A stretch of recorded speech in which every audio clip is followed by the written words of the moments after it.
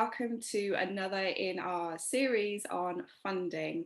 And we're looking in detail at how you can arrange for funding if you are interested in starting your own franchise business. And I'm joined today by Paul Hansen from Hitachi Capital Franchise Finance. Paul, it's great to have you with us. Thank you for joining us. Yeah, it's great to be here. Thanks for having us, Steph. So with the BFA and EWIF collaborating on this funding series, we are looking at how women can understand finances and understanding how to manage their money. So Paul, what advice would you give to someone who is thinking about the practicalities of running a business or starting a business? Yeah, thanks, Steph. Running your own business for the first time is a really daunting prospect. You may be a teacher or you may be a policewoman, but coming out of that into industry, from industry into your own business is a very daunting time. So there's lots of things that you need to think about the practicalities of running your own business, because it can be so exciting and so rewarding. I think about practicality-wise, the first thing to think about is it going to give you what you want? You're giving up a career potentially, and you're looking for a lifestyle change. And that lifestyle change could be the most important thing to you. Is that going to give you what you want by choosing the brand, and the relationship with those franchisors is critical to that success for you. To do that, I think you really need to just focus yourself on research. Really look at the brands that are out there, the sectors that they're operating. What's going to excite you? You're going to do this for a number of years. You're going to be tied into this brand for 5, 10, 20 years. Is it going to something that's really going to excite you and keep you motivated for the next 5 years, or maybe even longer? To do that, you need to talk to lots of different people, and there's lots of people out there to do that. I think the other thing that you really need to consider there is, do I look for a new or an established brand? That really has an impact on what lending you can get and how you can fund the brand. So, for example, a new brand might give you bigger rewards, but maybe harder to fund initially. So if you've got the capital to do it yourself and you're prepared to take the risk, that could be an option for you. If you look at a more established brand, lenders know those brands well, and therefore they're in a position to lend against them. So therefore you may be able to borrow more to start up that brand. So really important that you select the right brand for you. I think looking at the existing franchisees within those brands is really important as well. See whether they're happy, see whether they've achieved their goals, and talk about how they achieve their objectives. One thing that most people really do worry about is borrowing. Many people don't like the fact that they may have to borrow something. They've gone debt-free for years. But actually, don't be frightened of, or don't have a fear of borrowing. If it's done in the right way and it's done carefully, and you can deliver what you expect it to deliver through the business that you buy into, then funding might be the right option for you. So then it goes back to choosing those brands, the people, and making sure that you've got the passion and enthusiasm to go for it. I think there's also one other thing I would look at there is the external advisors are out there.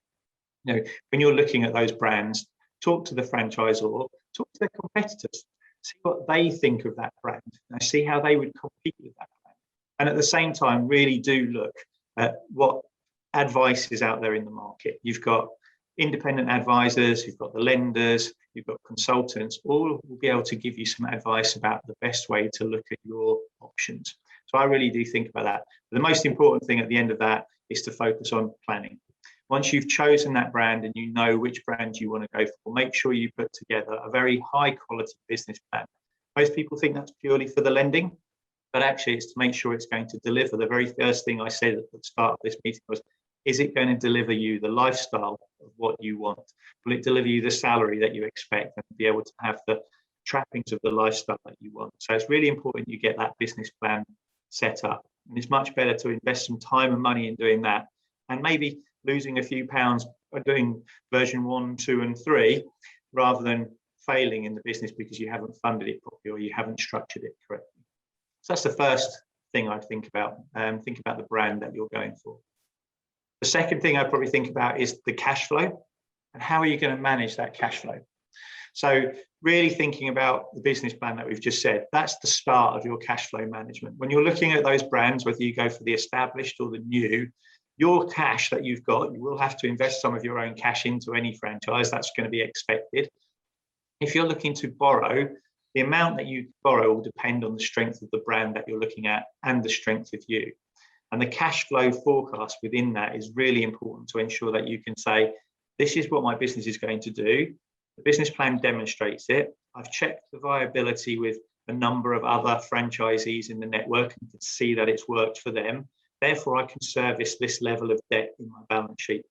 And if you do that, you can then really look at the different scenarios. Nobody expected COVID 18 months ago. If you haven't had a scenario preparation, the what if scenario, what if it doesn't take off quite as quickly as I anticipated, or what if I have to shut my store for another month? If you manage that process carefully, your cash flow is really important. You need to be really honest with yourself as well. And we look at business plans all day, and we look at people's survival budgets, and we ask people what they need to live.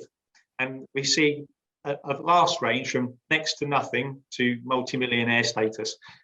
So if you have a love of eating out or buying nice clothes, £50 a month is not going to buy you those nice clothes for the rest of the year. And if that's what part of your dream is and part of your goal, then you need to be realistic in your cash flow management. Now, I like to go out for dinner at least once a month. It will cost me more than £50. So make sure that you build that in. Otherwise, you're going to be disappointed or maybe underfunded through the course of the process. So you need to be really honest with yourself. Think about the contingency plans. Like we've mentioned COVID already. If you'd operated a gym, how would you have managed that process had your gym been shut for 6 months? How much cash would you have had in reserve? There was a scary statistic at the start of COVID that said that there was a huge number of companies that had less than 1 month's working capital to cover them. So if you only have 1 month's cash and you're shut for 6 months, how do you deal with that? So make sure that you've got that contingency in place. Look at the lending options that are available to you. We said don't fear finance already, but you need to look at the different options that are available to you, because one lender's products are different to somebody else's. Those lending products may have different repayment capital requirements. We may have different termination options. So if you borrow some money on the chance of having that as a contingency and your business takes off really quickly and you want to pay it back early, there are products that work for you to do that without penalty, whereas other ones you may have a penalty. So it's really important that you research the market. My team do that all day, every day, knowing the brands and knowing the lending capabilities of each of our partners. It's really important that you talk to people about what's out there, because one lender will sell you their product, but there may be something else that's more suitable for you out there. And I think the other thing that you need to really think about is treat it like a weight loss program or a gym membership. You've got to measure and monitor your successes as you go through the process. So once you've built that business plan, really know your numbers and monitor them and check against it. If you're not achieving them, why are you not achieving them? Don't be afraid to change it, and don't be afraid to realize that you've got something wrong, because we will all make mistakes as we go through this process. I think if you go through those kind of remits, you'll find a really good, solid cash flow management tool. But remember, when you're looking at cash flow, you need to be thinking about it's not just that invoice value. I may have invoiced £5,000 for somebody for some services, but I haven't been paid yet. So it hasn't hit my cash flow yet. So it's really important you understand the metrics around when that money is coming back into your business, when you've got money going out of your business. And I've mentioned before the external advisors. There are plenty of people out in the market, including ourselves, that can help you with those kind of things, as will the franchisor. So don't fear it, but make sure you understand it and ask the right questions to get some guidance. If that gives you a bit of an idea on the managing of the cash flow kind of process. What advice would you give to a woman who is thinking about a business but is kind of concerned that her lack of knowledge around accounting and numbers would be a hindrance? Is that something that you would kind of be able to work alongside? Oh, definitely. I mean, nobody's born an expert. We all learn something throughout the course of it. And a good example of that is a driving lesson. Many of us would get into a car. Some of us have a better aptitude to it than others. But when we jump into a car, we wouldn't go and drive around the country without having driving lessons. That's a car crash waiting to happen, as well as being illegal, of course. But most importantly, you'd have those lessons to guide you and make sure that you're taught properly to know the basics. Obviously, the rest comes with experience once you've passed that test. And the same applies in business. From our perspective, it's really important that you know your numbers. And don't be afraid of those numbers, or don't be afraid to ask for help on those numbers. Everybody will be there to help and support you, that whether that be us, an external advisor, a lender, or the franchisor. Ask for help. There is no silly questions. We run training courses for teaching people how to run run their finances. And it's really interesting when you have a group finance director that comes on a training course and somebody who's right at the start of their career who knows nothing about it. They start off with the same blank sheet of paper and they learn together, because some of those guys are afraid to ask the questions that they think they should know. And there is no silly question. So it's really important that you go through that and understand the training. Invest in yourself. Invest a few pounds in a training course. A simple training course. In one day, you could learn the basics, not become an accountant, but you could learn the basics of understanding business, finance and accounts, a profit and loss, a balance sheet, a cash flow, what goes in them, why you use them, how you create them, and why they're important to your business. So I would suggest that you invest in yourself and learn that, or talk to some people that can help you out with that and go on a training course, or talk to the franchisors and find out what training they give you. Our team will go through those processes with you in the business planning stage, but it is really important that you think about it. We've all seen the Dragon's Den scenario, right? Where they come in and go, what's your turnover? And we mix up our turnover with our profit and our net profit and our gross profit. If you don't know your numbers, you can't manage and monitor your business. It's really important. So don't be afraid to ask. Help is out there. Hopefully you have found this video interesting and what Paula has said, and that is the key thing that's come across. Hopefully you'll see that in all of the videos, that there is support out there in the franchise industry, and we're all here to help you start your own franchise business.